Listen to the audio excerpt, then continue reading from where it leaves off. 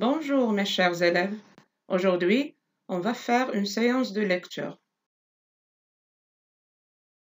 Mais avant de commencer, on doit jeter un coup d'œil sur les objectifs attendus de cette leçon et qui sont comme suit. Lire et accéder à la construction du sens dans un texte narratif. Relever et comprendre des informations sur un arbre spécial et exceptionnel, l'arganier. Maintenant, ouvrez vos livres à la page 138.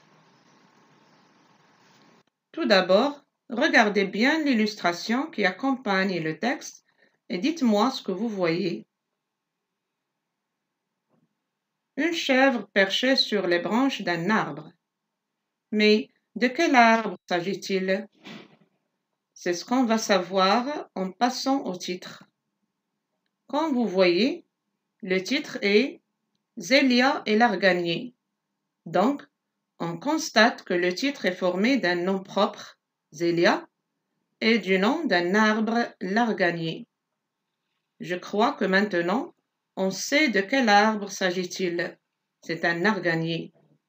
Et pour plus d'informations, l'arganier est un arbre qui produit l'argan, d'où on extrait l'huile d'argan et d'autres produits cosmétiques, et on le trouve au sud-ouest du Maroc. Maintenant, on va identifier l'auteur de ce texte. L'auteur, comme vous pouvez le remarquer en bas du titre, c'est Régis Delpech. Passons maintenant à notre texte qu'on peut découper en deux parties.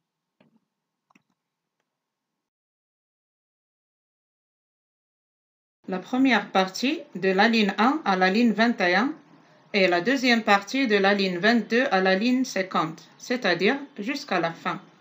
Maintenant, vous pouvez deviner de quoi va parler notre texte. Bien sûr, d'une chèvre et d'un arganier. Mais quelle est la relation entre ces deux? C'est ce qu'on va découvrir ensemble. Donc, fermez vos livres et écoutez-moi attentivement. Zélia et l'arganier.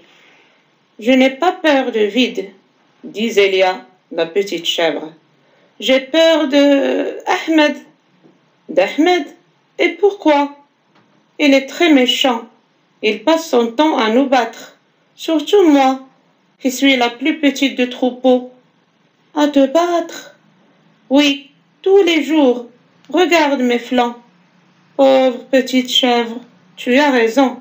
Reste perché dans mes branches. Ahmed est bien plus courageux pour te donner des coups de bâton que pour se frotter à mes épines. Oui, mais elle a dit qu'elle allait t'abattre à coups de hache. Ne t'inquiète pas, Zélia. Écoute-moi bien et fais tout ce que je te dis. Une demi-heure plus tard, Ahmed fonce vers nous. Il s'approche de mon tronc. Il prend sa hache à deux mains. Il la lève au-dessus de son épaule droite. Et... Aïe! Mais ça pique! Aïe! Au secours! Des guêpes! Des frelons! S'il pouvait lever la tête, le méchant berger verrait Zélia danser comme un diable sur mes branches. Ses quatre petits sabots font tomber des dizaines d'épines qui se plantent dans le crâne, dans les bras, dans le dos et dans les cuisses d'Ahmed. Persuadé qu'il est attaqué par une armée de frelons, il prend ses jambes à son cou et s'enfuit vers son douar. Alors Zélia, d'un bond gracieux, saute par terre et me dit « Merci, tu m'as sauvé la vie. » Oui, je pense qu'on ne reverra plus Ahmed par ici. Mais que vas-tu faire maintenant, Zélia? Je ne sais pas. Et si tu restais avec moi, enfin, avec nous, les arganiers, nous avons assez de fruits et de feuilles pour te nourrir. Et puis, qui sait, un jour, tu trouveras un autre troupeau avec un gentil berger.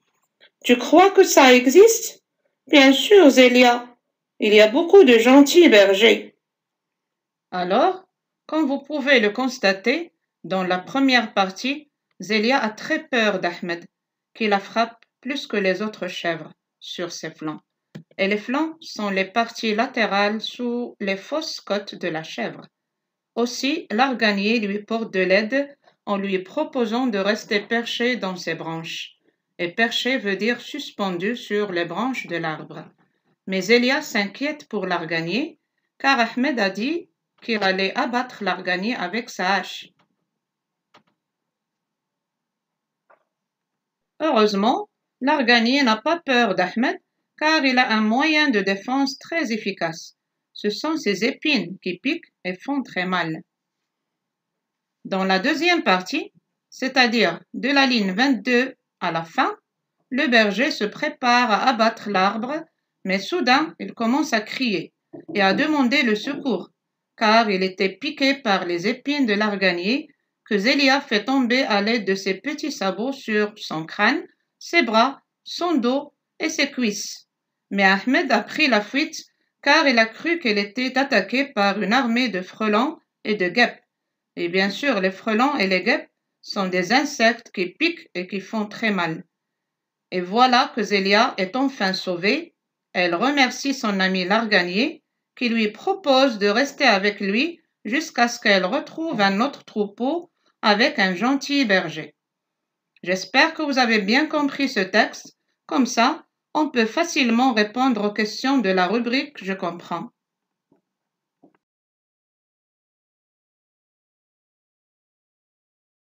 On commence par lire la première question.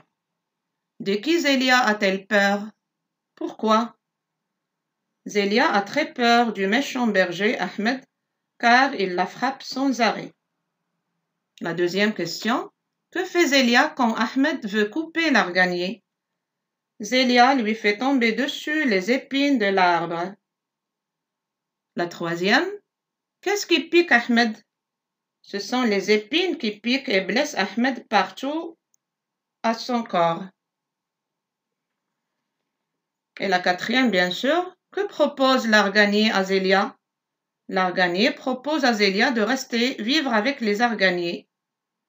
Et enfin, crois-tu qu'un jour Zélia trouvera un gentil berger?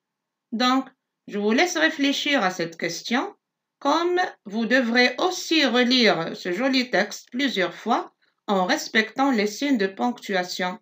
Au revoir et à la prochaine.